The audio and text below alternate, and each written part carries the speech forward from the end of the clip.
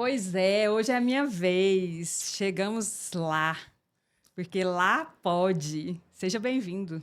Obrigado. Hoje é o dia da vingança, né? É uma vingança com um gostinho doce, tipo um doce paladar. Não, eu que agradeço o convite. Você foi no podcast e falou assim: eu quero retribuir a gentileza, né? Sim. E naquele dia eu tinha esquecido de levar a canequinha para você do podcast. Então hoje eu trouxe. Tá aqui a canequinha do podcast. Olha só. Então eu tô falando aqui, tendo a honra de receber Josimar. Eu fiquei super curiosa de saber sua trajetória, mas como você me convidou primeiro, né?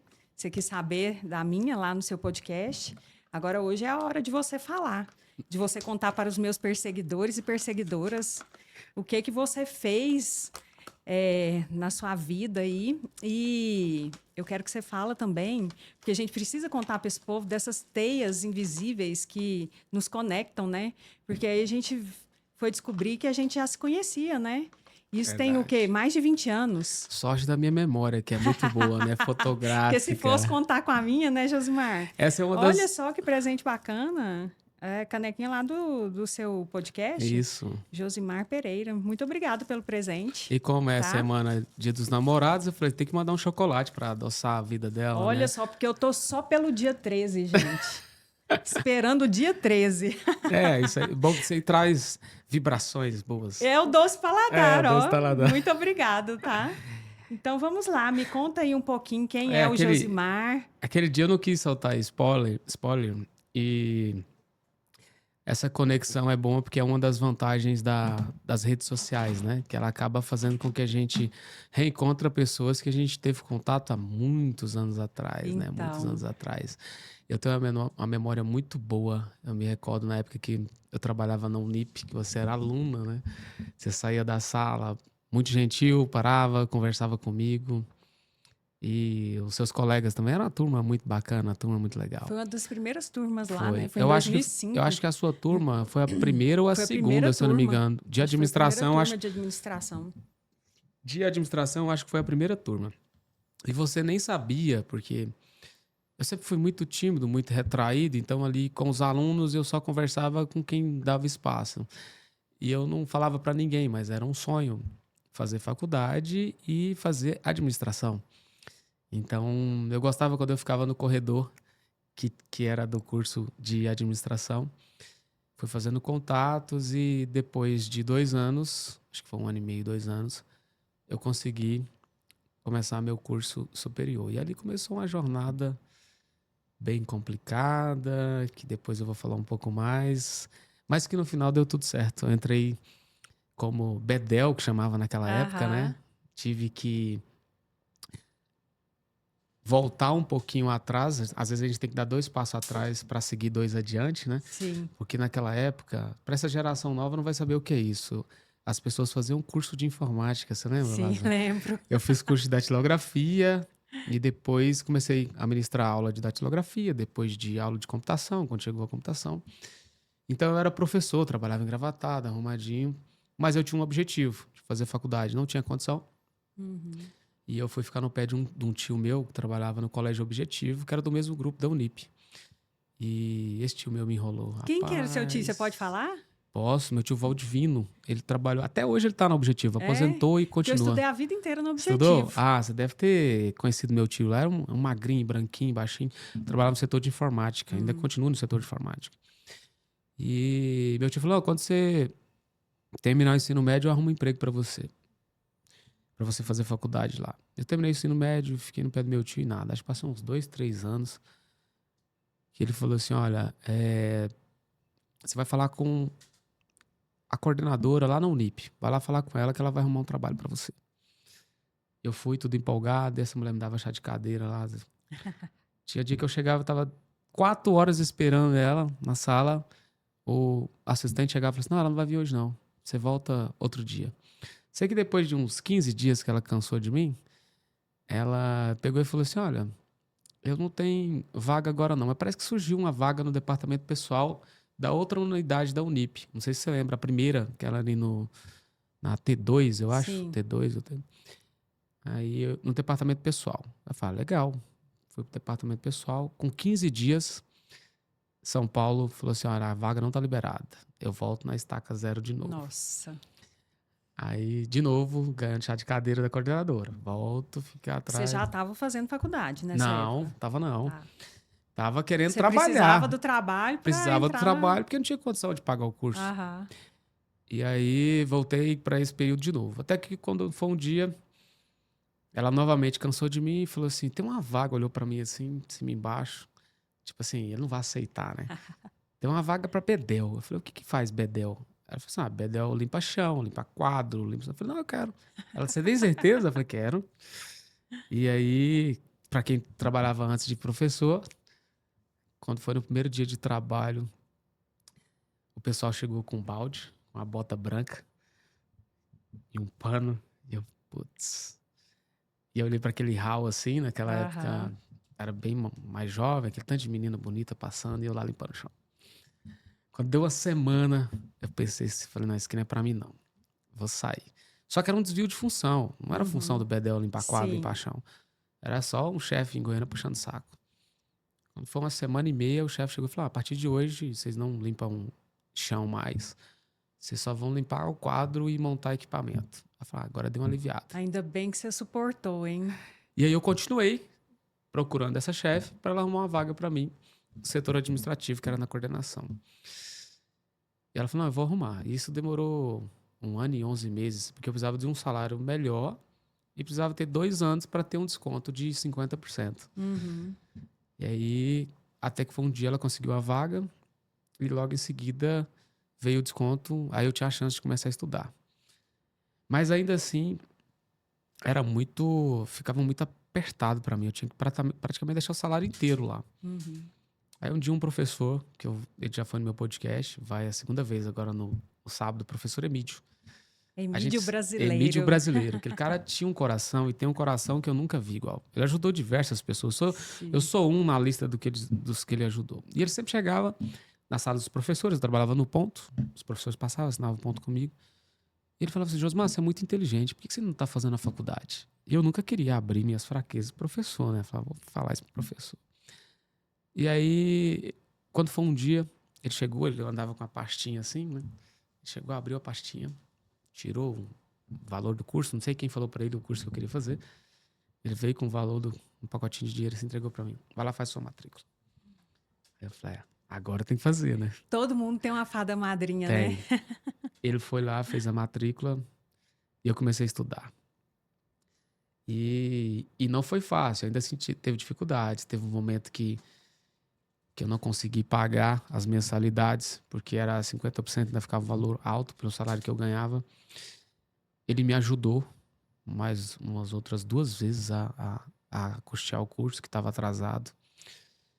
E foi uma luta. Eu me recordo bem, eu estava até comentando, esses dias eu fui num podcast como convidado, igual você está me chamando hoje, e eu comentando algumas coisas que eu nunca tinha comentado com ninguém. Eu tomava 2 ônibus, eu estudava de manhã, tinha meia hora de almoço, trabalhava tarde, saía 11 horas, ia pra frente da Unip esperar o ônibus. Eram 2 ônibus até a minha casa. E a renda muito restrita, tinha dias que eu tinha que escolher entre almoçar e pagar o ônibus. Quantas vezes eu pegava uma carona, vinha da Vila Nova, ali próximo do aeroporto, morava ali no aeroporto, descia aquilo ali à noite, a pé, porque naquele dia eu tinha escolhido almoçar. Uhum. E foi passando o tempo, foi melhorando, mas eu nunca desisti do curso. Fui estudando. Quando eu estava no no penúltimo ano, eu fui promovido para o setor de bolsas. Olha o tanto que é interessante. Tanto que às vezes a vida, ou para quem acredita, Deus te prova. Eu fui trabalhar no setor de bolsas e era meu sonho ter uma bolsa 100%. Foi quando começou o ProUni, porque isso me ajudar a fazer a minha formatura. E aí eu comecei... Isso foi em que ano? Eu formei em 2008, foi 2006. Eu comecei a trabalhar no setor de bolsa e eu comecei a ajudar outras pessoas, mas não poderia me ajudar. Aham. Eu dava bolsa de 100%, eu ficava pensando assim, quanto vai chegar a minha bolsa? Quando foi no último ano do curso, eu consegui uma autorização para uma bolsa de 100%. que aí me ajudou na custear a minha formatura. Resumindo, eu entrei, passei por todas essas dificuldades. Ao final, eu saí com um curso, com a pós-graduação e com a empresa montada de pós-graduação. Olha só. Então, era o que eu ia te perguntar. Como que foi sua experiência dentro da universidade quando você começou o curso, né? Porque, assim, quando eu entrei na faculdade, eu entrei achando que ali eles iam me formar uma empresária, que eu ia sair com essa mentalidade, de empresária, né? E eu tive uma frustração no começo, porque na faculdade eles não te ensinam a montar uma empresa, Não, né? é assim, eu acompanhei várias pessoas que tiveram essa frustração, pessoas que estudaram comigo. Eu já não tive, porque eu estava há 2 anos, eu sempre fui muito curioso. Nos intervalos, os colegas iam para o setor de informática, ficar lá brincando na internet, conversando com alguém, e eu ia para a biblioteca.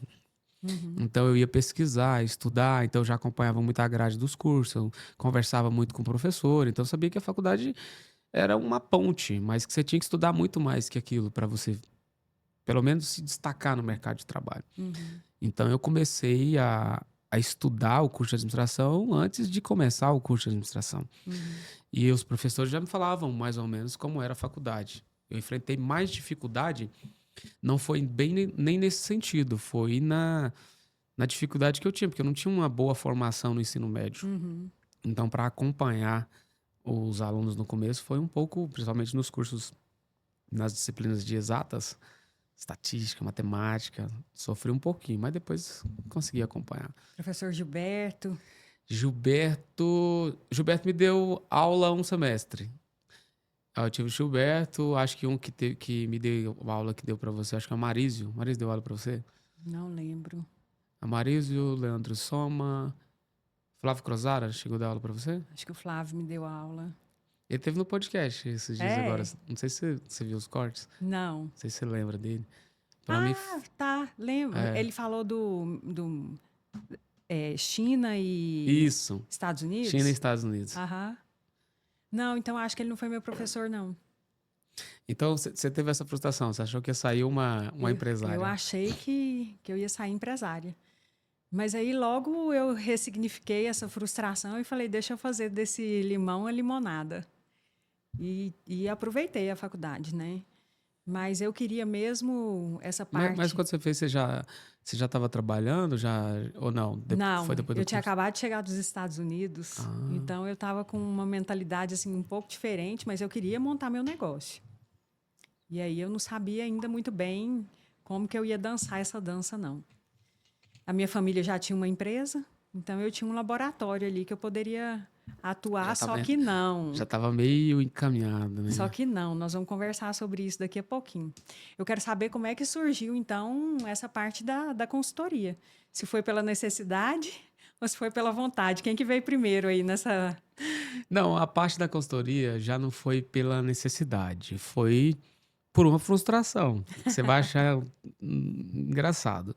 Porque você saiu com uma empresa. Sim, Essa mas, empresa... mas antes disso, eu estava fazendo o curso e ainda acho que no segundo ano, ainda não sabia o que ia fazer.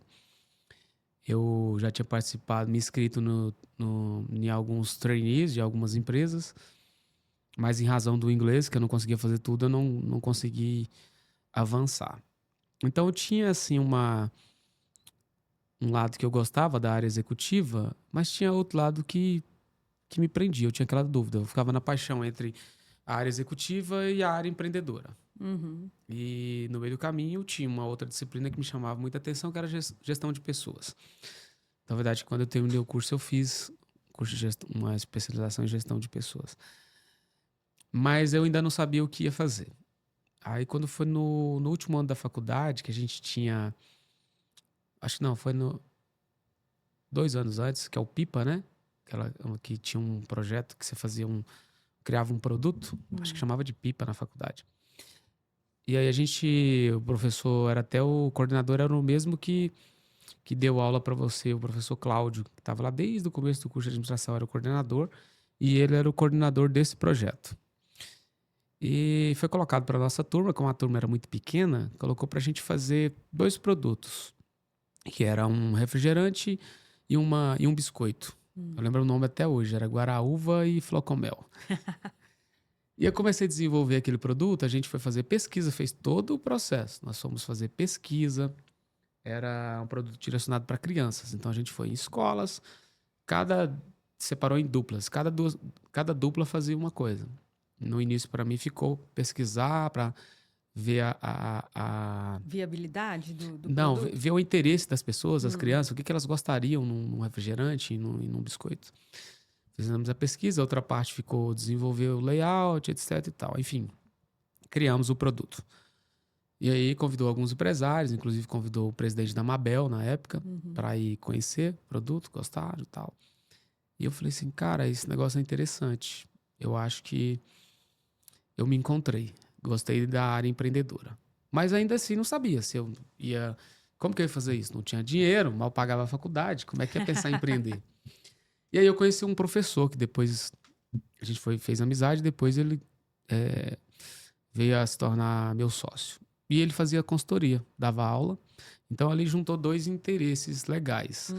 Ele ministrava aula, mas ele não tinha network na instituição. E eu já trabalhava na coordenação, conheci todos os professores, coordenadores. Então a gente começou a se ajudar. Logo em seguida eu comecei a desenvolver o trabalho de conclusão de curso. E quando foi um dia ele me convidou. Ele falou assim, cara, você tem todo o jeito que você fala, você tem todo o estilo para consultoria. Eu falei, nunca pensei nisso. Ele me convidou, falou, olha, eu vou fazer uma consultoria no cliente no interior do estado. Quer ir comigo? Eu falei, pô. Aí fui com ele nessa consultoria, falou, ó, chega lá, se você quiser fazer alguma participação, você pode fazer. Aí eu fiz umas 2 intervenções. No final ele falou assim, cara, você tem todo o estilo para isso. Todo o perfil. Mas eu ainda não me senti convencido. Aí comecei o trabalho. Quando o professor veio e deu o tema do trabalho, o trabalho era um diagnóstico em uma empresa. Ou seja, era um projeto de consultoria. Eu lembro até hoje o nome do hotel, era Hotel Serra de Goiás, ali na Paranaíba. Eu comecei num grupo, o pessoal não queria fazer nada. Por que eu falo que começou de uma frustração? Comecei num grupo, o pessoal não queria fazer nada, fui para outro grupo e esse pessoal também não fez nada. Eu fiz o trabalho praticamente sozinho. Naquele momento eu fiquei chateado.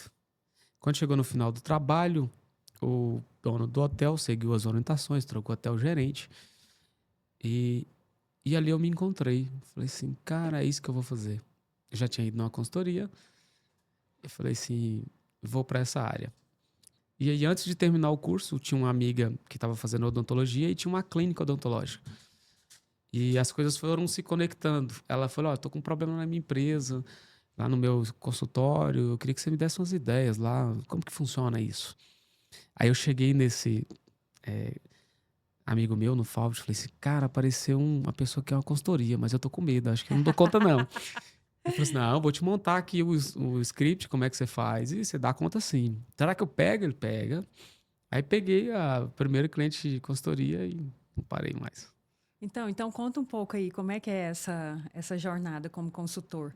Fala dos desafios, porque aí voltando lá um pouquinho na minha história, eu estava te contando que eu tinha um laboratório, um Aham, possível laboratório, e que aí para mim foi assim, a gente tem que ver que até aquilo que é ruim pode ser bom, né? No meu caso claro. foi maravilhoso, porque o fato de eu ter encontrado um obstáculo muito grande na empresa da minha família me deu a oportunidade de criar as minhas empresas. Se eu tivesse ficado lá, talvez eu teria ficado acomodada e não teria tido o privilégio de conhecer o lado dona constituindo uma empresa, né? E eu constituí 2 empresas. Então, para mim, foi algo assim maravilhoso. Mas a minha pergunta, então, é como é ser consultor em um universo... Primeiro que ser empresário no Brasil é uma loucura, né? Uhum, Porque é muita instabilidade. muito. E eu imagino que ser consultor dentro de um cenário assim deve ser mais desafiador ainda. E segundo, porque 90% das empresas brasileiras são empresas familiares. Então, assim, aí você me corrija se eu estiver errada. eu formei esse patrimônio, eu fiz esse dinheiro, eu sei essa história. Agora vem um cara de fora que não conhece nada disso para falar para mim o que que eu tenho que fazer. Quem é você para falar isso? Então, assim, isso era o que eu escutava da minha própria Aham. família. Só porque você fez um cursinho de administração, você acha que você pode vir aqui e falar que os departamentos estão errados? E aí eu supitava, né? Então, assim, me conta um pouco dessa história, como que é? Se é assim até hoje? Não, isso é interessante porque no cenário nacional, né, principalmente São Paulo, Rio de Janeiro, principalmente em São Paulo. São Paulo, nessa época, a consultoria já estava bombando, né? A consultoria já estava. E eu enfrentei um desafio maior ainda, porque eu sempre gostei de desafio. Porque quando eu tive essa oportunidade de ter o primeiro contato com consultoria, eu gostei, mas eu ainda, porque a consultoria é algo muito amplo. O Uhum. curso de administração é muito amplo. Então você tem que escolher um nicho em que área que você vai atuar, faixa etária de empresa. Se é microempreendedor, média, pequena empresa, empresa grande, ou se você vai trabalhar só num segmento. Então você tem que escolher primeiro a área de atuação e o perfil de empresa que você vai atuar. E naquele momento eu fiz alguns trabalhos em conjunto com o Sebrae e eu identifiquei uma deficiência do Sebrae, que era uma dor do empresário, principalmente se tratando de Goiânia, que a grande parte eram empresas familiares, pessoas com baixo grau de instrução, que tinha muita dificuldade para entender um relatório técnico do Sebrae. Uhum. Então, o Sebrae faz um trabalho fantástico, mas o Sebrae ele chega e entrega um diagnóstico para você, e aí às vezes você não entende nada e você Para acaba não ele é executando. óbvio, Para mas ele é para o óbvio, mas cliente para o não cliente é não é. óbvio. Aí eu pensei, por dois motivos. Eu vi essa oportunidade por insegurança. Eu falei, eu vou começar pelos pequenos.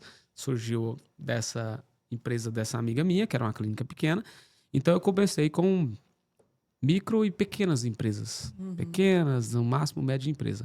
E nessa parceria com esse meu ex-sócio, ele já fazia para grandes empresas. Então, quando tinha uma empresa maior, ele fazia. Mas eu enfrentei muito esse desafio, principalmente porque eu me formei com, acho que, 27, 28 anos. E eu tinha uma aparência de menino. Uhum. Então, às vezes alguém me indicava para consultoria, eu chegava lá, a pessoa olhava assim, mas você que é o Josimar? De novo, né? Quem é É, você para e vir aqui, né? aí, e consultoria eu comecei, e até hoje o forte mais é indicação. Então, sempre era indicação, alguém falava do Josimar para Lázaro. E a Uhum. Lázaro, não, então eu vou chamar esse cara. Aí quando eu chegava lá, a Lázaro chamava por conta do amigo, mas ela estava resistente do mesmo jeito. Ela Sim. olhava e falava, não, a minha empresa é isso aqui, mas e aí? O que que você tem para me dizer? O que que você me garante? Ah, não Uhum. tem garantia. Uhum. Na consultoria não tem garantia. Uhum. Eu vou simplesmente chegar aqui, vou fazer um diagnóstico, porque se você teve empresa, Sim. mesmo você executando, você não tem garantia. Sim. Você procura fazer o que você acha certo, de acordo com o que você estudou, de acordo com o mercado, principalmente se tratando de um país como o nosso, que não dá para você fazer um plano estratégico a médio e longo prazo. Você tem que estar mudando o tempo todo. Então, se nem você conduzindo dá para você garantir, imagina você Imagina. garantir para outra É. pessoa, entendeu? Então, esses foram alguns dos desafios, que são vários desafios, né? E, e muita gente chegava e perguntava assim: tá, mas qual foi o resultado que você construiu nas outras empresas? Que é muito subjetivo, que Uhum. depende. A consultoria, hoje, quase 18 anos fazendo consultoria, ela depende muito mais de você do que de mim. Uhum. Porque as ferramentas de gestão, para mim, elas são óbvias. Eu estudo, me atualizo constantemente. Agora, convencer você, aí entra uma área que você entende bem, convencer você de que essa xícara é importante nesse lugar aqui, mas que você precisa sair da zona de conforto para manter ela nesse lugar aqui, esse é o desafio maior. Sim. São as pessoas que estão por trás do negócio, Uhum. que esse sim é o maior desafio. Uhum. E você ainda encontra esse mesmo comportamento nas pessoas que você encontrava lá no começo, Não, em termos de resistência? isso não mudou muito, que eu acho até engraçado essa semana. Se a minha cliente assistir esse podcast, ela vai se identificar. eu tô numa cliente que tem 1 ano de consultoria e às vezes eu tô repetindo coisas óbvias para ela. Eu cheguei nela e falei assim, eu vou mudar o tom com você. Qual que é o sentido de você estar me pagando e você não tá conseguindo fazer essa mudança aqui? Porque só depende de você. Isso está refletindo no resultado do seu time. Você fala para mim que você quer aumentar faturamento e que você quer aumentar a sua margem de lucro. Mas para mim você não quer. Porque para fazer isso aqui, você tem que fazer essa renúncia aqui. Que tem 1 ano que eu estou falando isso para você. Então, às vezes, você tem vários tipos de resistências. Tem aquele cliente que ele te chama e depois ele fica... É até engraçado falar isso. Ele quer esconder da reunião, ele quer esconder as informações, ele quer desmarcar a reunião, ele quer correr de você por uma coisa que é óbvia que ele está te pagando.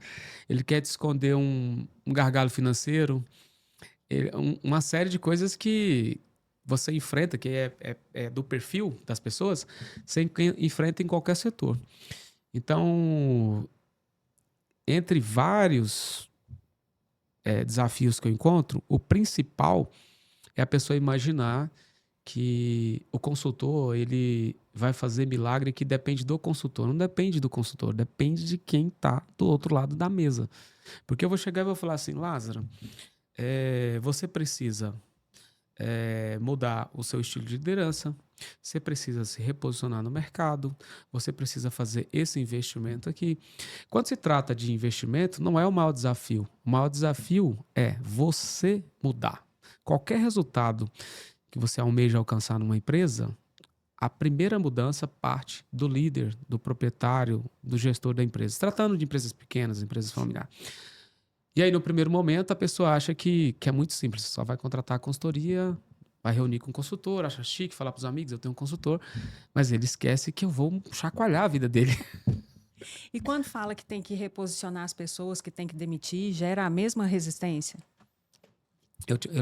Você me fez recordar uma vez que um cara me procurou e chegou e falou assim, Josmar, eu quero uma consultoria, indicação. Ele chegou, me contou a história da empresa toda. Ele falou, só que eu tenho um irmão aqui, que ele é assim, assim, assim, mas você não pode demitir meu irmão. Eu falei assim, não, então não tem como a gente fazer E era o consultoria. irmão que era a imbira do negócio. Não, ele já falou todo o problema, mas pra você fazer a consultoria, você não pode demitir. Eu falei, então não tem como fazer consultoria. Não, mas eu vou te pagar. Eu falei, não, mas não tem. Então eu vou te demitir como meu cliente. Não tem como eu fazer a consultoria pra você, porque eu fazer a consultoria pra você, você tem que assinar um termo comigo aqui de que você vai colocar em prática as minhas sugestões e as minhas orientações. Você colocando isso em prática, eu não posso garantir pra você. Agora, imagine você já chegando e me dizendo que eu não posso demitir seu irmão. E você trabalha em conjunto a cultura, a liderança? Eu atuo em 2 áreas. Uhum. Eu atuo na área de gestão de negócios e atuo na área de gestão em marketing.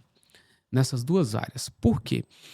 Eu escolhi essas 2 áreas lá quando eu comecei a consultoria, que eu vi essa oportunidade, esse gargalo do Sebrae, e muitos consultores trabalhavam só em área específica. Você tinha um consultor financeiro, consultor de marketing, consultor de processo, consultor de logística, mas você não tinha um clínico geral. Uhum. Então eu atuo como clínico geral, porque a empresa que fatura até 3 milhões, ela não tem condição de pagar um consultor para cada área. Então o que eu faço? Eu chego como um clínico geral, eu vou analisar todas as áreas, vou fazer um diagnóstico, e se amanhã eu cheguei no limite da minha alçada de trabalho e a empresa já está... Eu venho e indico outro consultor, tenho consultor parceiros. No início eu tinha esse meu ex-sócio, né? Quando eu pegava empresa grande, ele atuava.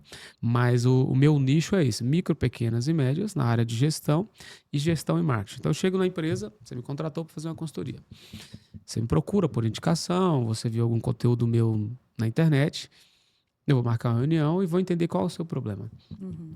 E engraçado que no começo, Lázaro, eu pegava todo mundo que queria fazer consultoria comigo. Hoje eu não pego mais. Porque não são todas as pessoas que estão preparadas para receber uma consultoria.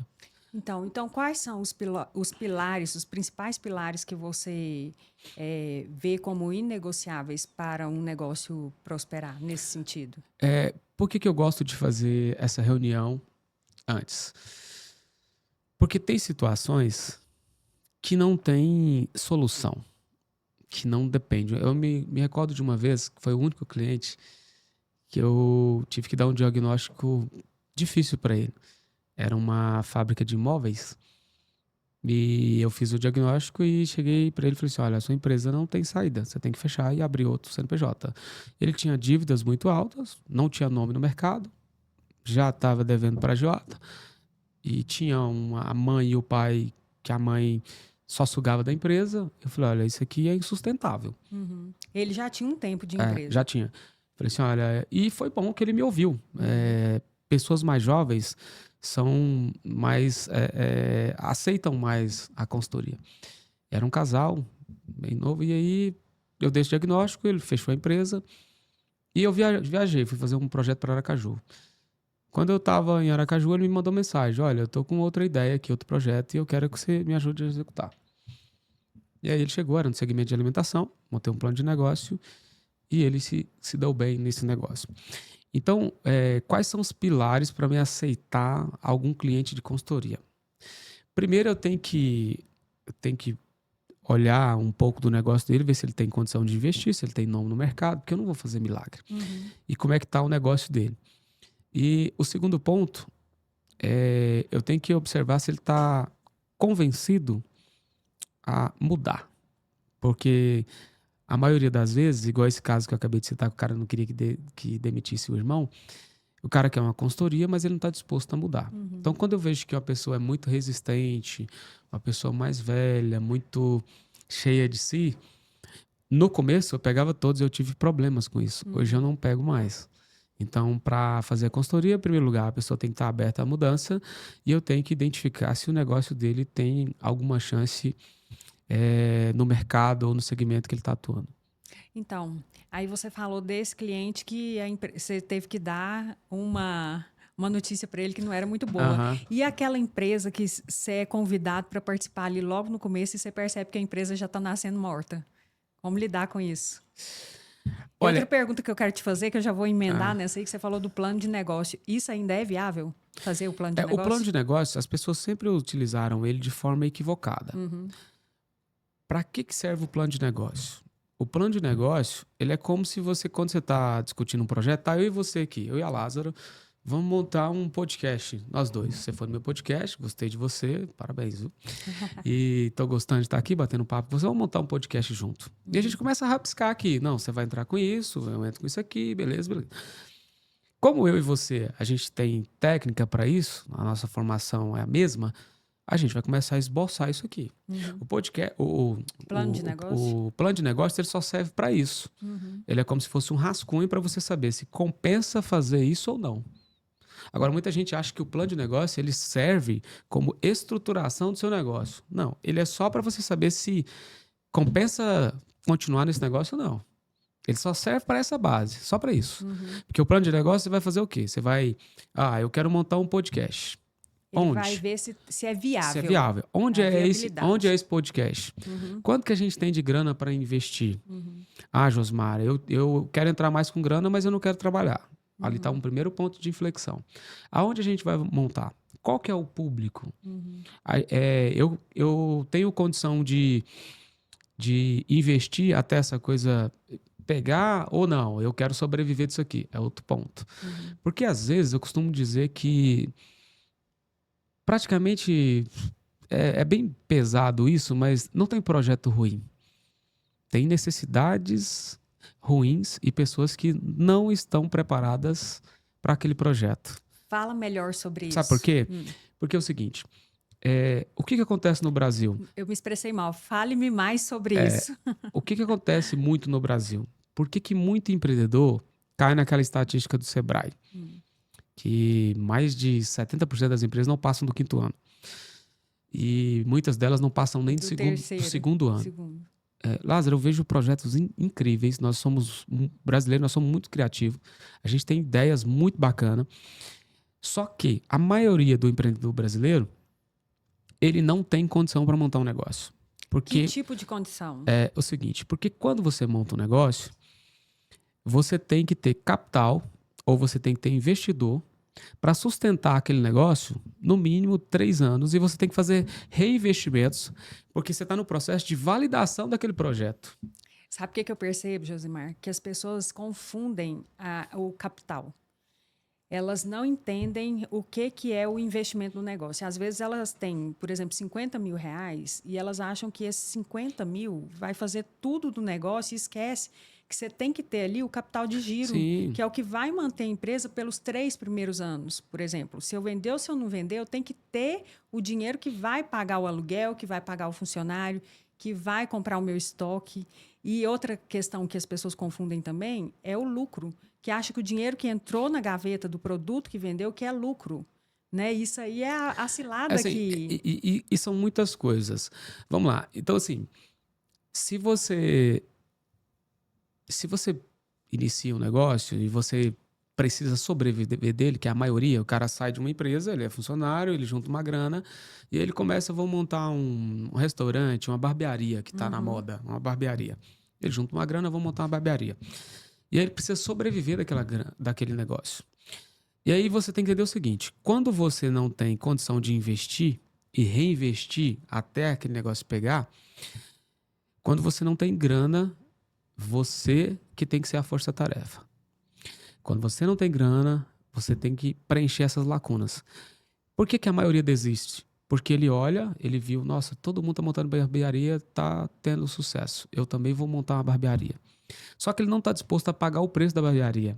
uhum. Ele trabalhou para alguém, lá ele era a Lázara era a patroa dele. Então ele via a Lázara andando de carrão, ele via a Lázara comprando joia, ir no shopping, ele só olhava o lado bom. Mas esquece ele que você passou por um processo, e às vezes está passando ainda, que você trabalha 10, 12, 14 horas, que você tem, às vezes você chega no final do mês, você tem que pagar uma folha de pagamento de 50 mil, você não tem R$ 1. Então, existem perfis que suportam isso e perfis que não suportam. Uhum, Então, se você tem um perfil conservador, vai trabalhar para alguém, não vai empreender. uhum, Empreender é você tá testando um negócio, arriscando num negócio, tratando de Brasil, para ele validar lá na frente. Então, a maioria das pessoas destrói um projeto legal porque ele não tem perfil para empreender. Pode ser que lá na frente ele possa estar desenvolver. preparado, desenvolver. Vou te dar exemplo de um cliente que eu fiz uma consultoria, foi finalzinho de 2019 e era para inaugurar, logo em seguida veio a pandemia.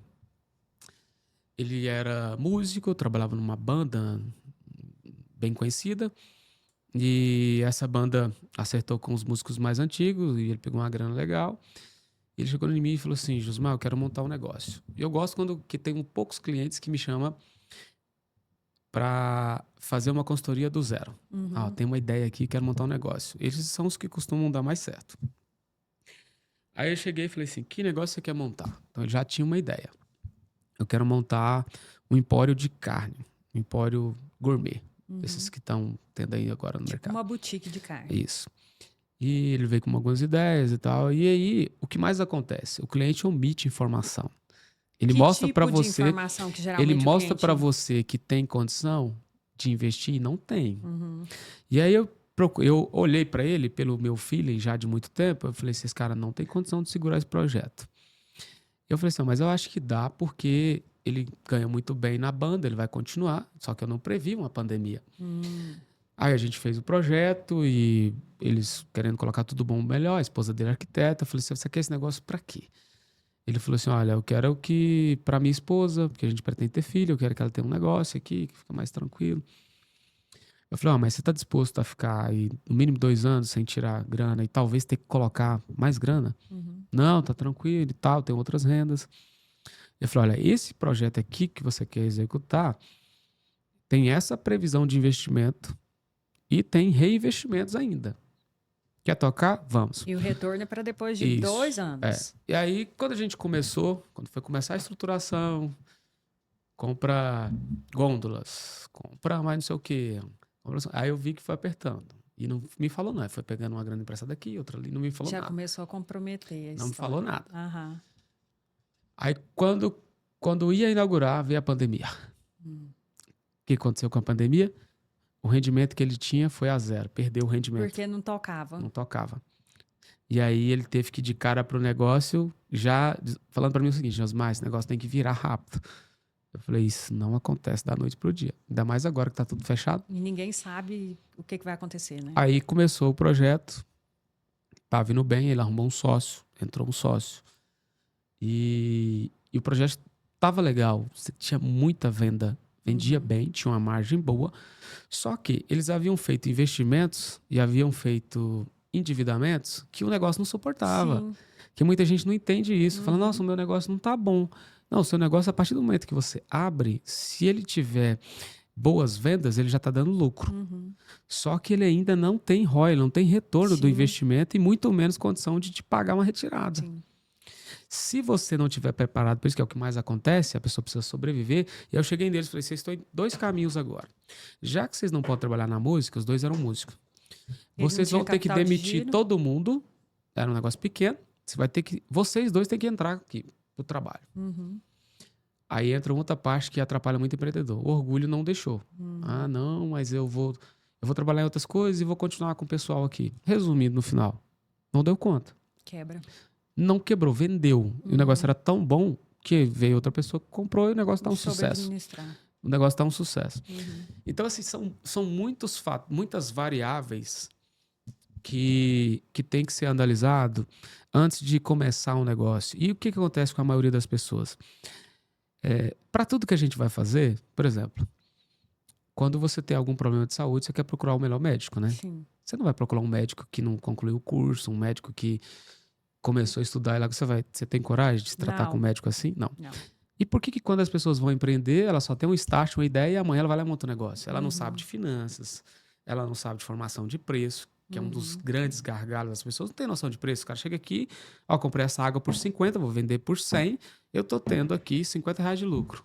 Engano, você Sim. não é R$ 50 de lucro. Então, assim, se eu começar a falar que é muita coisa, eu vou deixar você conduzir, Josimar, senão... é muito... Não, tá muito bom essa conversa. E é muito bacana você falar isso, até para aquele profissional que ele tem uma empresa que é ele mesmo. E eu dou aula para muitas mulheres que são mentoras e que elas não sabem fazer o preço do produto delas, que é baseado na hora. E eu falo, como é que você colocou o preço da sua mentoria? Você sabe quanto que é a sua hora? E a outra, E a hora que eu começo a se as espremer... pessoas têm dificuldade de calcular isso aqui, agora imagine calcular hora. Então... E Aí outra, eu falo, você não viu que você está pagando para trabalhar? e a pessoa esquece que é o seguinte, que quando você vai calcular uma prestação de serviço, envolve tudo que você utiliza para fazer aquela prestação. Exemplo, às vezes o cara calcula só a quantidade de horas que ele vai gastar para desenvolver um relatório ou um projeto. Mas ele esquece que para desenvolver aquele projeto, ele teve deslocamento de carro, Exatamente. ele tem o traje, o look que ele usa para ir na reunião, A energia, o aluguel, energia, se o aluguel, tem, o almoço, se tem. Então é uma série se for de de carro, variáveis, o seguro. isso, que ele não calcula. Aí, por exemplo, e como que você vai receber isso? Vai ser no cartão de crédito? Vai ser parcelado? Tem Tempo é taxa? dinheiro. Tem taxa? Vai tirar nota fiscal? Então, é uma série de variáveis que as pessoas não entendem. Isso eu estou falando aqui só macro da formação de preço. Tá? Depois, quem quiser, eu vou deixar o link. Tem um curso nosso de formação de preço. Que a maioria... Agora, se preço é complicado, definir posicionamento, saber quem é a sua persona, para quem você vai vender, qual é o tamanho desse mercado. Só isso aqui, só essas 5 coisas que eu citei aqui, a maioria das pessoas não sabe nem por onde começa isso. Então, por que você vai empreender sozinho, do nada? Aí você escolhe, ou você paga um consultor, ou você vai no Sebrae, ou você vai se qualificar.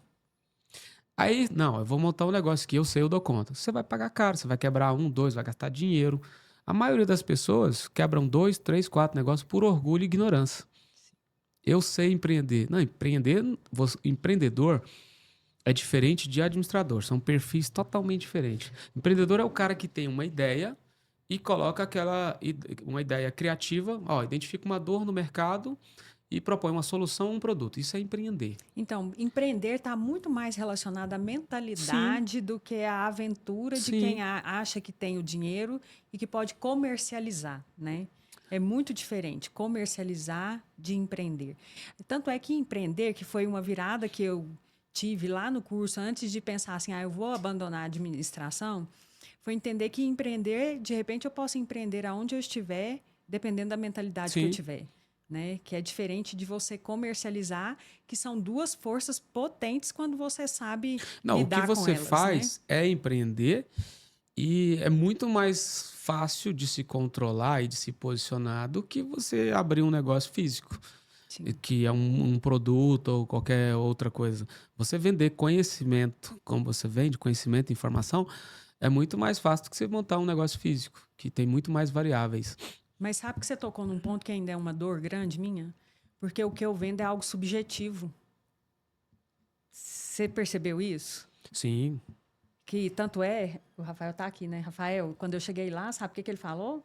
Que ele ia me sabatinar sem dó. E ele fez. Você acredita? Não, eu peguei leve ainda, porque Você tinha que ter visto. Mas você vai ver o ele vai podcast. assistir, que vai chegar. Ele falou, Lázaro, eu não vou ter dó. Vamos começar? Eu falei, vamos. E foi nesse nível. Você ia achar bom. Você ia ver insuportável aqui, descendo do tamanco ou não. Não, Eu vou deixar para você conferir. mas você respondeu muito bem de forma técnica, porque muita gente quer nos convencer de alguma coisa, mas ele vem com falas assim, não sem embasamento nenhum. Então, o que você conseguiu me convencer é que você veio com muito embasamento e com prova social, que você fez comigo. Como que é o Rafael? Ela colocou os objetos na mesa e olha só, eu coloquei ela na parede, mas ela me colocou. Você topa fazer com você? Topo, vamos fazer aqui. Você E está ali, disposto a mostrar a e verdade ali aqui, Tô? você quebrou um bloqueio meu e foi verdadeiro, porque eu não acreditava. As pessoas que tinham me falado sobre constelação, a forma que elas falaram, foi uma pessoa lá no meu podcast também, que não me convenceu de nada. Eu perguntei, a pessoa saiu de um lado do outro e não me apresentou nada assim que fosse convincente, né? E você conseguiu apresentar. Mas vamos voltar na sua dor que você É falou que é aí. Formule melhor aí a sua pergunta para me entender. Então, eu te falei que você falou para mim que o que eu vendo talvez seja algo até mais fácil. Foi isso que você quis dizer, Sim, sim. né? Porque eu vendo conhecimento. E aí eu toquei na minha dor porque eu te falei que eu vendo algo que é subjetivo. Mas o que você vende não é Você teve que me diferente da. testar. O que você vende não é muito diferente do que eu vendo. O que a gente vende não é tangível, não é palpável. Entendeu? Sim. Não tem como eu chegar aqui e falar assim, igual, por exemplo, esse copo e essa água. Se a gente for comercializar isso aqui, olha, Lázaro, esse copo aqui é R$ 100, porque esse copo ele é bonito, tem uma decoração e tem, sei lá, uma quantidade X de água. Você está olhando aqui e está vendo. Tanto o seu trabalho quanto o meu, a única coisa que a gente tem é algumas coisas técnicas para te convencer, identificar a dor, igual você fez comigo, e apresentar alguma prova social para convencer a pessoa de experimentar. Mas mesmo você falando tudo, resolvendo algum problema dela ali, que ela perguntou, a gente não conseguiu praticar nada ainda. Uhum. Entendeu? Então, o que eu costumo despertar o interesse das pessoas na consultoria? Eu começo a fazer perguntas, igual você fez comigo. Mediante as perguntas, eu vou identificar algumas dores. Eu vou propor algumas soluções e vou dar exemplo para ela de problemas similares que eu consegui resolver com essa técnica aqui que não é tangível. E aí a gente sempre deixa, eu gosto sempre de deixar claro para as pessoas, e eu gostei que você, olha, o que eu vou te apresentar aqui não vai mudar seu mundo não, tá? Uhum. Não é Porque o que tem mágica. muito na internet é muita mágica. A pessoa só vai, é a minha paixão, é o marketing, porque o marketing, ele bem utilizado, ele é muito bacana, mas ele é uma ferramenta que a maioria das pessoas utiliza de forma muito enganosa. Uhum. O que é de forma enganosa? Eu só te falo da dor, da solução e do que eu já resolvi para outras pessoas. Mas eu esqueço de falar do processo. Uhum. Eu esqueço de falar que para cada pessoa é de um jeito, porque as pessoas não são iguais. Uhum. Você pode ser única, mas você não é igual a ninguém. E você não é insubstituível. Uhum. Então, para cada pessoa, a sua constelação vai surtir um tipo de efeito. Sim. Então, não dá para você ter um modelo pronto. Eu não tenho um modelo pronto de trabalhar de consultoria. Tem pessoas, Lars, eu já tive cliente que eu fazia reunião com ele, era numa mesa de bar. Uhum. Eu tinha cliente que eu só conseguia fazer com que ele me ouvisse nas ligações de madrugada. Uhum. Hoje eu já não faço isso mais, mas cada cliente era de um jeito. Tem o cliente técnico, que ele gosta de muito relatório, comparação, muitos Gráfico. indicadores, gráficos. Tem um cliente que ele não quer nada disso. Ele quer só que você fala aqui, convence ele aqui, ó, mostra para ele. O outro, ele quer que você entre com ele na execução. Se você não entrar com ele na execução, ele não confia em você. Então eu costumo dizer que todo trabalho que ele não é tangível, que a gente está nessa onda desde 2015, a gente está nessa onda do curso online, de mentoria, de etc e tal. Todo trabalho que ele não é tangível, eu costumo usar esse tripé, que é identificar a dor, propor uma solução e mostrar para a pessoa que existe um processo. Que aí você vai construir uma relação de confiança para médio e longo prazo. Quando você não mostra para a pessoa que você só mostra o lado bom e não mostra para ela o seguinte: Lázaro, eu posso fazer uma consultoria para você, mas não espere milagre. Eu vou chacoalhar a sua vida. Eu vou te provocar. Você está preparada? Eu não vou falar o que você quer ouvir. Eu vou fazer você chorar. Eu vou te perturbar. Eu vou fazer você pedir para sair. Igual minha cliente falou esse dia: Josmar, tem como eu me demitir dessa empresa? Faz, você que escolhe. A porta está aberta. Tá aberta. E como que você trabalha o marketing? Você falou que o marketing é sua grande paixão. Você entra com ele junto na consultoria ou é um produto seu que é separado? O marketing é minha grande paixão porque o marketing está em tudo, né? Ele está na política, ele está na religião, ele está no que a gente está vestido aqui. Então, muita coisa que a gente faz no dia a dia, a gente acha que decide, mas a gente não decide quase nada. Sim. A gente pertence a grupos sociais, né, que a gente se identifica, e essa sensação de pertencimento faz com que a gente queira parecer com todo mundo. Olha que bizarro.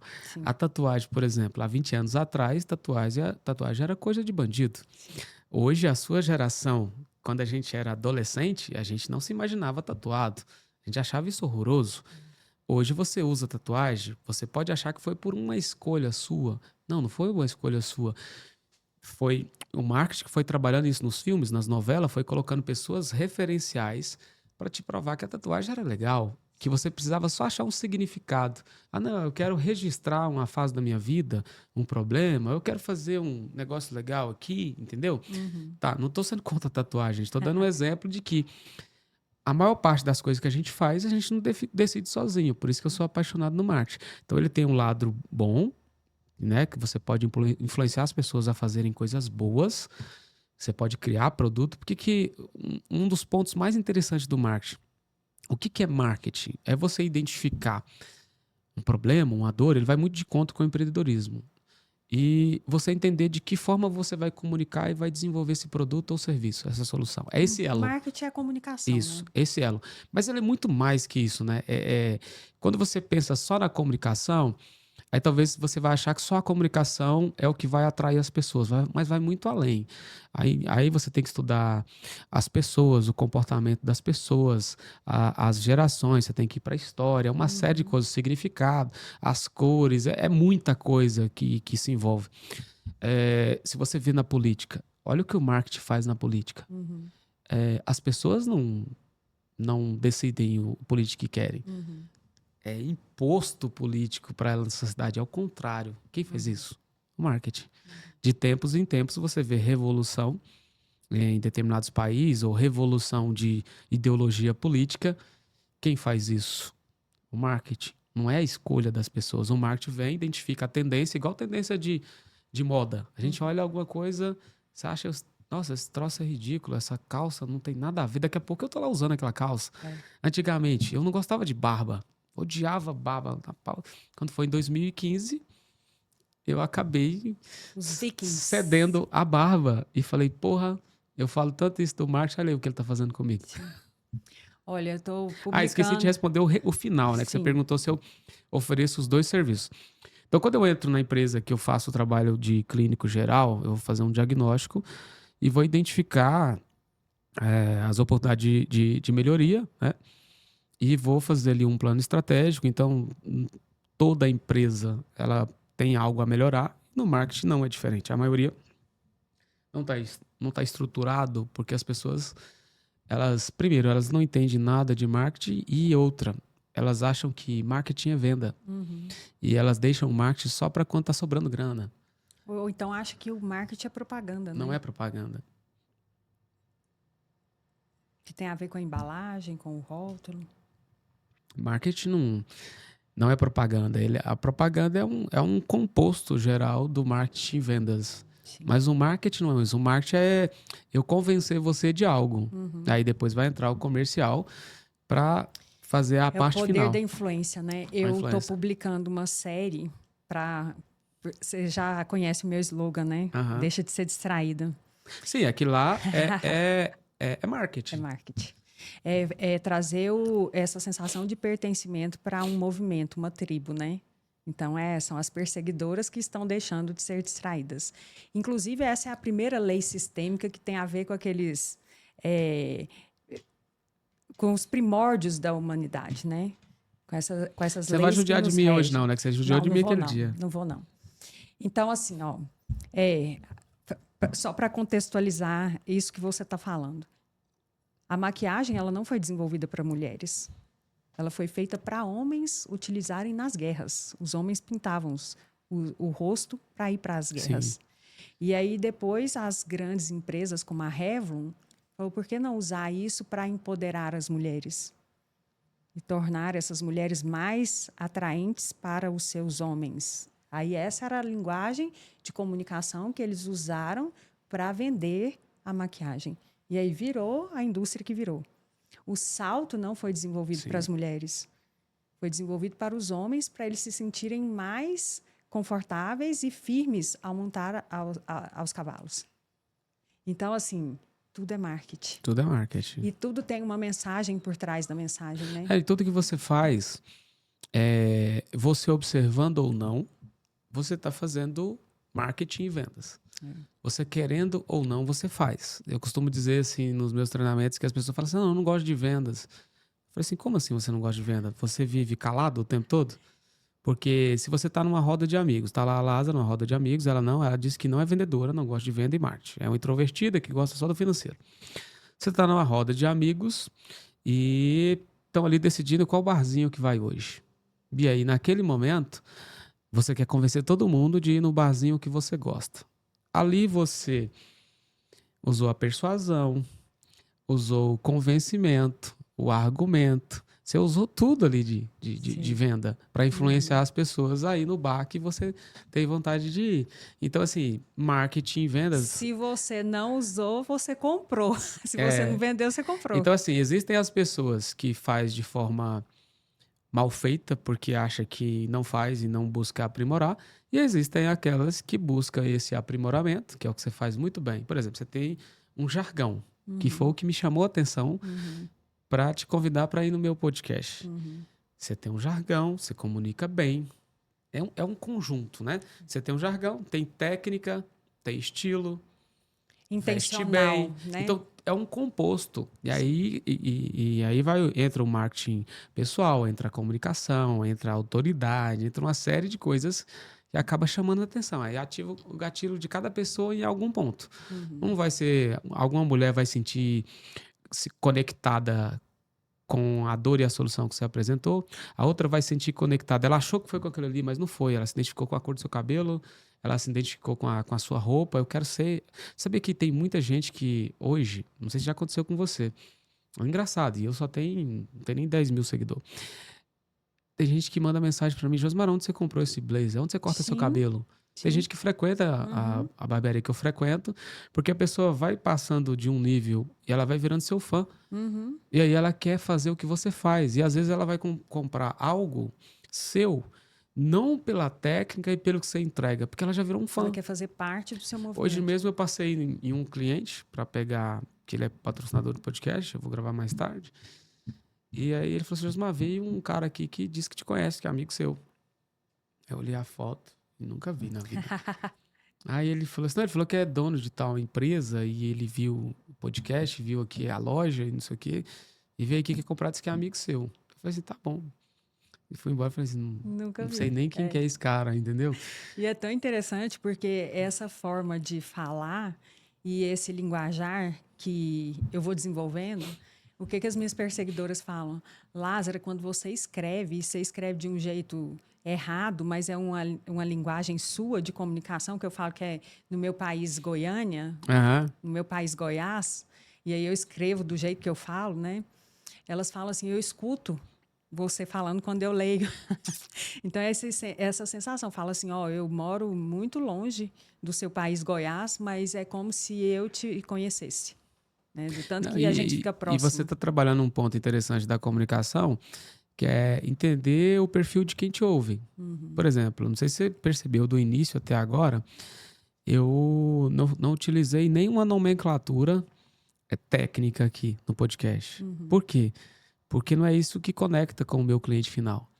Eu corrigi isso ao longo do tempo. Quando eu comecei, por muito tempo, eu usava uma linguagem muito técnica, não gerava conexão. Então, porque as pessoas não entendem, é uma linguagem nossa, minha e sua. Mas se o cara não entende nada, qual que é o valor disso? Então, Exatamente. hoje eu falo de forma mais simples possível, sem usar nenhuma linguagem técnica. Eu vou dando os exemplos aqui, usando linguagem do dia a dia, para que a pessoa possa entender e possa se interessar pelo trabalho e possa colocar em prática. Isso. Olha, eu sei que você tem um podcast para gravar daqui a pouco, E eu falo demais, é melhor você me interromper, que mas senão. é porque é bom demais, né? A gente não quer parar. Mas olha aqui, eu quero te fazer mais algumas perguntas antes da gente finalizar. Eu quero que você fale um pouquinho da inteligência artificial nesse contexto todo que a gente está trabalhando. Eu quero que você fale um pouquinho da geração Z, porque as pessoas reclamam muito da geração Z, mas a geração Z reclama de todo mundo. Então, eu quero que você fale como é que é o desafio de trabalhar com essa geração. E eu quero que, para finalizar, você deixe aquela bala de prata, assim, para quem está pensando em desistir, né? Você viu, Rafael? Acho que ela quis descontar. Você viu tudo de coisa que ela jogou tudo de uma vez aqui pra mim? 3 tapas na cara 3 e tapas na resolve o cara, seu problema dos meus distraído. perseguidores aqui para finalizar. Então vamos lá. Vamos por parte. Vamos primeiro para o conflito de gerações. Desde quando eu era adolescente, meu pai e minha avó falavam que a melhor geração era a deles, né?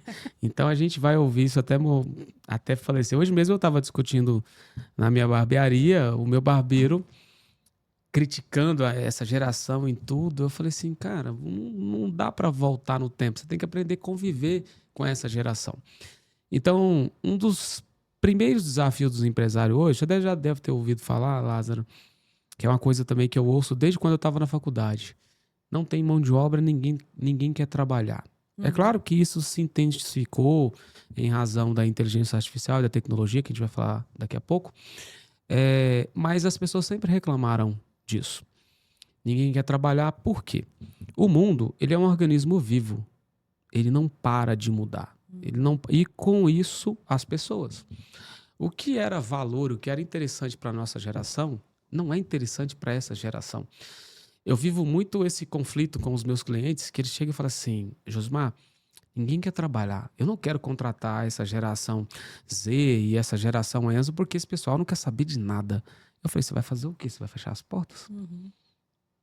No passado, a geração que te antecedia reclamava o mesmo de você. Né? Você não lembra a resistência que a gente enfrentava? Você não enfrentou lá com os seus pais? Eu falei, cara, isso sempre aconteceu. O problema é quando eu envaideço da minha geração e quero colocar a minha geração dentro da outra geração. Isso não existe. Então, assim, empresário e empreendedor, você tem que conhecer o perfil de cada geração para você aprender a lidar com elas. Exemplo. E aí eu acabei, essa cliente minha reclamando que essa geração não quer trabalhar e a gente precisava contratar um assistente de marketing. Eu falei assim, tá, você enumerou aqui vários pontos de melhorias que essa geração precisa ter. Que elas não são igual a você, tá tudo certo. E agora eu vou te apresentar, você tá muito negativo, eu vou te apresentar os pontos positivos dessa geração. Eles são rápidos, ágeis, têm raciocínio rápido. E uma coisa que eu acho que eu não consegui, que vai de encontro ao que você ensina. Essa geração, ela é reativa. Ela viu os pais morrerem de trabalhar e não conseguiram desenvolver tanto pelo que trabalharam. Eles olham para essa geração e falam assim, eu não quero ser igual ao meu pai. trabalhar 14 horas por dia, ser maltratado, o patrão falar o que quer e você só baixar a cabeça. Então, essa geração, se você destratar, ela não aceita. Ela chega, ela já quer escolher o horário de trabalhar, ela quer saber os benefícios, ela quer saber o retorno, ela quer participar do seu projeto. Ela quer decidir junto com você. Eu falei assim, olha que legal isso aqui. Só que você não consegue entender isso. Agora, vamos olhar aqui a outra geração que está trabalhando com você. Essa aqui você tem que puxar, você tem que estar ensinando, você tem que estar isso. Essa aqui não. Então tá bom, Josmar, vamos contratar. Aí contratei, aí a menina rápida, ágil, aprende. Eu tinha acabado de colocar uma inteligência artificial e a menina, de cara, tudo que eu passei, ela já aprendeu. Eu falei, olha, você viu aí? Ela, nossa, tô impressionado. Aí passou um pouquinho e falou, mas não é só isso aí não. Daqui a pouco ela vai começar a bater de frente com você e você tem que estar preparada para isso. Aí, determinado dia, ela falou assim, ela passou alguma coisa para ela fazer, ela falou assim, olha, não, eu não acho ético fazer isso aqui. Que dia que na nossa geração a gente falava isso, ô, Lázaro, para um patrão? Eu quero que você faça isso aqui. Não, eu não acho ético fazer isso aqui. Eu não vou fazer. Como que você lida com isso? Aí, Josmar, ela não quer fazer. Aí eu cheguei nela e falei assim, agora você vai ouvir, eu vou dar o feedback para ela. O seguinte, primeiro eu quero te parabenizar e dizer o seguinte, você faz parte da empresa, você participa de tudo aqui. Não se sinta acuada para dar nenhuma sugestão e nenhuma uma ideia. Eu quero ouvir suas ideias. Agora, por que você acha que isso aqui não é ético? Por isso, e por isso, e por isso, e por isso, por isso. Olha, você não me convenceu. Então, por enquanto, a gente continua fazendo isso aqui. Você tem a liberdade, quando você me convencer, você pode colocar em prática. E ela vai correr atrás. Entendeu? Então, assim, o que acontece nesse conflito de geração é aquela história, uma linguagem simples. É o antigão que não entende que para esse aqui a vida tá melhor, ele quer que o outro sofra como ele sofreu. Olha que coisa louca. Não faz sentido. Eu acho isso, eu acho tão Perda de prazeroso tempo, né? lidar com essa galera nova e ver o que eles têm para contribuir com a gente. Mas as pessoas têm resistência. Um outro exemplo, uma agência que eu faço consultoria, tava com essa dificuldade de horário. As pessoas chegavam e diziam, o cara vem aqui para entrevista e ele já quer falar que ele quer trabalhar meio período home office ou metade da semana home office, ele tem uma viagem para fazer em tal data e ele não abre mão. Eu falei assim, olha, o público que vai trabalhar na sua agência é só esse. Ou a gente vai se adaptar, criar um modelo de trabalho com essa galera, ou você não vai ter ninguém.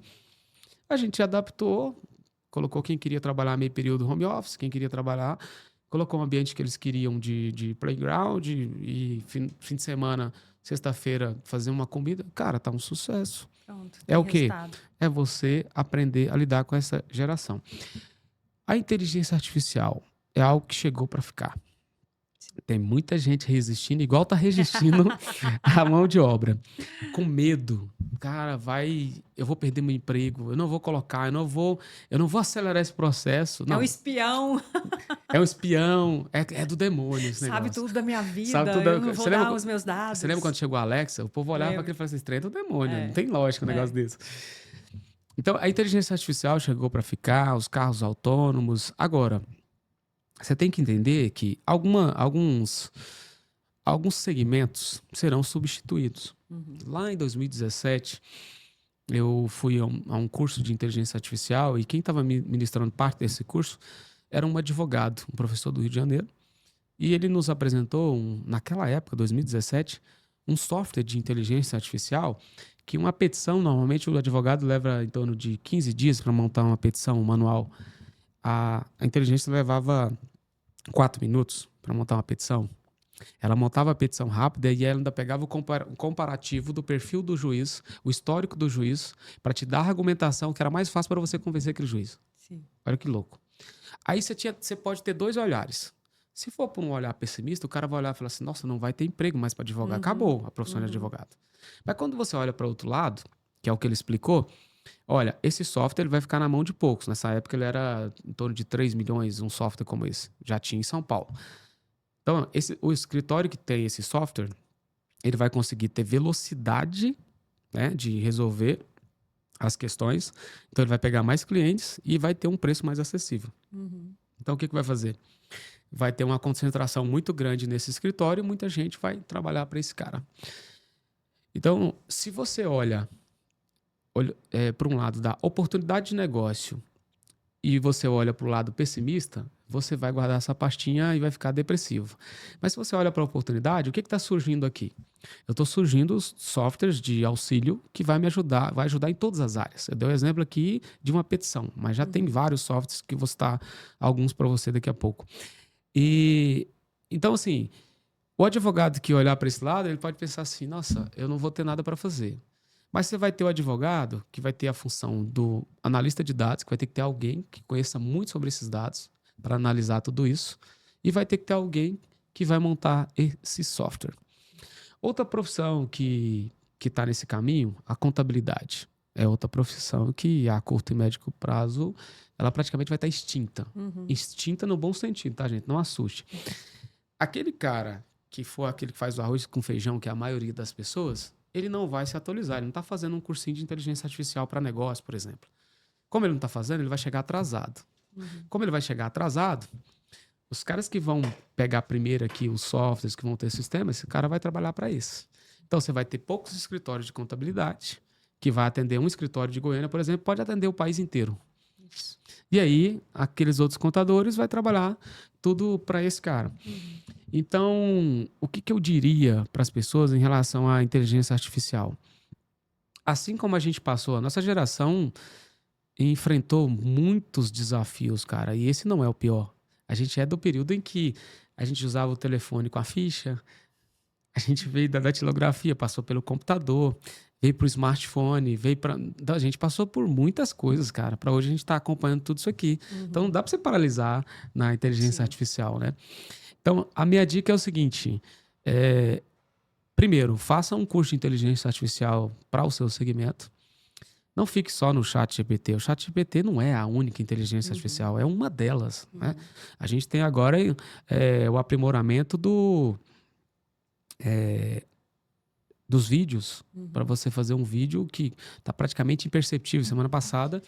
Do próprio Google, né? Eu vi uma nova inteligência que... Antes eles tinham dificuldade para fazer os dedos. Não sei se você percebia, a gente que é da área, a gente analisa tudo. Você tinha as pessoas que faziam, colocava alguém parecido com a Lázaro lá, mas a pessoa tinha três dedos, né? E ficava faltando algum, não conseguia colocar ali tudo igual. Agora está praticamente impossível descobrir a diferença. E a gente tem vários sistemas, como um que eu coloquei numa empresa de um cliente meu agora, que a profissão de vendedor é outra profissão que vai ficar na mão de poucos. Eu estava com dificuldade nas vendas, com os vendedores que estavam boicotando um sistema que eu tinha colocado. E eu ajudei um colega a desenvolver uma inteligência artificial para atendimento e para CRM, em que ela me dá todo o retorno das campanhas digitais e ela atende os clientes, todos os leads que chegam. Então, o cara falou, ele viu um anúncio no Instagram e ele me chamou no WhatsApp. Ali, eu direciono para o vendedor. Se eu tenho 3 vendedores, eu vou fazer o rateio certinho para os vendedores e eu vou ter aqui o indicador do trabalho de cada um, em que tempo que ele respondeu, como ele respondeu. E o mais interessante, eu coloco ela de forma automática, ela é configurável, eu coloco ela de forma automática para atender o meu cliente e ela atende melhor do que eu. Olha que louco isso. Porque ela já tem o seu vocabulário, Sim, né? como que você faz isso? Não é coisa do demônio. Você vai montar um dossiê da empresa. Sim. Possíveis perguntas que os clientes podem fazer. Então, você precisa conhecer do seu negócio. Então, você colocou lá e ela começa a exercitar. A partir do momento que ela responde alguma coisa que está fora, você vai lá e vai corrigindo. Chega um momento, que é o caso que eu estou lá agora, que está com 3 meses, ela está melhor do que os vendedores. Sim. E ela está entregando a venda praticamente pronta para o vendedor. Então, cada vez mais, a gente vai ter auxílios automatizados e pouca força-tarefa. E assim, ela não cansa, né? Ela não 24 cansa. horas. Ela já separa o lead qualificado. Agora, o lado bom para as pessoas que estão desesperadas. Vamos olhar o outro lado. Muita gente imagina o seguinte: vai acabar o meu setor, vai acabar vários mesmo. Vai ter um choque. Só que, você concorda comigo? Se eu tenho uma máquina que trabalha 24 horas, eu tenho uma máquina que pinta veículo, eu tenho uma máquina que reboca parede. Se eu gastava 5 pessoas para fazer aquilo, eu não vou gastar mais ninguém. Então, vai faltar emprego ali, Mas vai precisar de pessoas por trás para desenvolver esses softwares, para analisar esses dados, Manutenção dessas manutenção máquinas. e outra coisa. A gente vai produzir riqueza numa velocidade tão grande que vai ficar muito mais fácil você distribuir riqueza. Olha que legal. O Elon Musk, em uma entrevista, deve ter uns 6 meses, ele falou: a gente vai chegar um momento que a gente vai produzir tanta riqueza que vai ficar muita gente que não vai ter emprego, mas a gente vai poder pagar um salário universal para a pessoa não fazer nada. Então não fiquem desesperados. Você gosta dessa ideia? Não é que eu gosto dessa ideia. Não tem volta. A questão é o seguinte: é um caminho sem volta. O que eu posso fazer?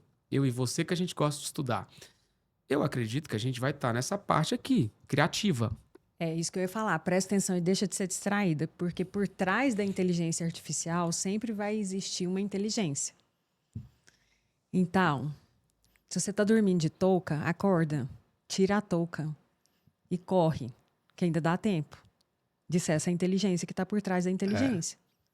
Você já começou a desenvolver a sua IA? Sim, já tem alguns projetos que eu não vou falar não agora, que é muito bacana. É muito bacana. E tem muita coisa que você pode fazer. Então, assim, o momento é agora. Quem começar agora a desenvolver projetos, estudar, ele vai estar aqui num ambiente confortável, um ambiente criativo. Se você demora a entrar, aí depois você quer entrar na parte criativa, já não tem mais espaço, já está muito competitivo. É igual o marketing digital. Quando o marketing digital chegou no Brasil, muita gente ganhou dinheiro. Depois veio a onda dos vídeos, depois veio a onda dos cursos online. Agora já passou.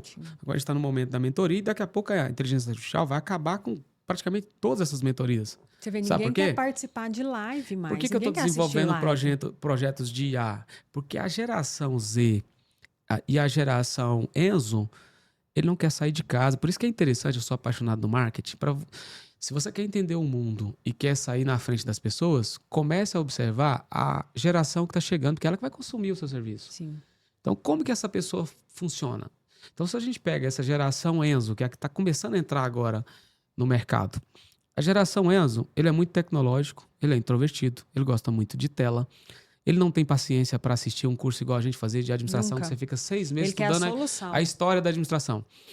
Então, e muito menos ele não vai querer curso online, ele já não quer curso online.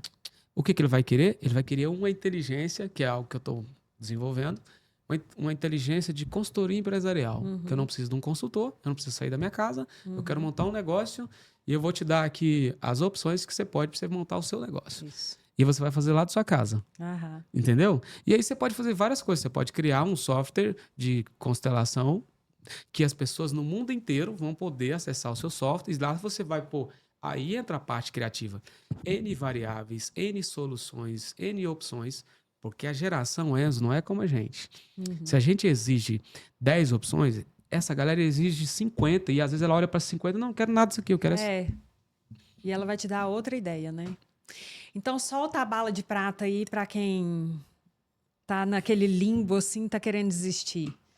Presta atenção, deixa de ser distraído. Olha, no âmbito da minha área, para quem tá distraído, pegando a frase da Lázara, para você que tá distraído aí, que você quer empreender ou quer mudar de vida, levando mais pro lado do conteúdo da Lázara, entenda o seguinte: se alguém te disser que algo é fácil, corra, é mentira. Nada é fácil. Nada é fácil. Agora, muitas coisas são possíveis. Nem todas. Muitas coisas são possíveis. Mas depende muito mais de você do que do universo e do que das pessoas que estão à sua volta. Enquanto você está aí distraído, cuidando, preocupado com o que as pessoas estão pensando de você e com o que as pessoas estão fazendo, culpando todo mundo, comece a se atualizar e entenda que tudo depende de você. O mundo é um organismo vivo que muda todos os dias e ele não vai parar por você. Ninguém vai parar por você. Igual eu estava falando com a Lázara aqui agora. Josmar, mas você acha bom isso? Não é questão se eu acho bom, se eu acho ruim. Eu sou voto vencido. Você é voto vencido. Agora, você tem uma chance. Sair da sua zona de conforto. Deixar de ser distraído e fazer alguma coisa. Adoro. Presta atenção, então. Presta atenção. Bom demais receber você aqui. Eu que agradeço. As portas estão abertas. Eu Falo quero te muito. ver. Eu espero que tenha Olha, conseguido eu fiz trazer um alguma coisa roteiro legal aqui para te aqui. perguntar um monte de coisa, mas assim, eu gosto do negócio fluido assim. Eu acho que a gente falou aquilo que precisava ser dito hoje. Ai, que bom. A gente vai marcar outros. Se tiver falado muito, você faz os cortes aí, que eu falo demais. Não vai ter corte, não. Né, Rafael? Foi bom, não foi? Rafael, estouramos muito aí, Rafael, o tempo? É, Excelente. E com certeza você vai ter que voltar para a gente falar mais. estou à disposição. Porque Será tem uma honra. muita gente aí para a gente poder desenvolver, que precisa desse conteúdo. Tem muita gente que quer montar uma empresa, tem muita gente que precisa de consultoria, não sabe nem por onde começar, que é o que você falou no começo do podcast. Então, é um trabalho que é de necessidade, tá? Para trazer luz aí para esses perseguidores. Então, muito obrigada. Eu que agradeço. E eu também quero te agradecer mais uma vez, que eu acho que eu agradeci pouco pela oportunidade de ter ido lá no seu podcast. Foi uma honra. E você deve estar curiosa, vai sair essa semana. Eu estou curiosa, minhas perseguidoras também estão cobrando. Obrigado, muito Tá? obrigado. Volte Muito sempre. obrigado. Tamo junto.